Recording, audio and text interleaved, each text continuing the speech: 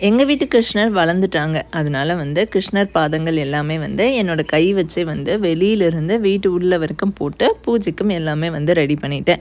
But எங்கள் வீட்டு ராதை குட்டி ராதை. அதனால ராதைக்கு மேக்கப் பண்ணலாம் அப்படின்னு சொல்லிட்டு எங்கள் வீட்டு ராதைக்கு மேக்கப் பண்ணிகிட்டு இருந்தேன்.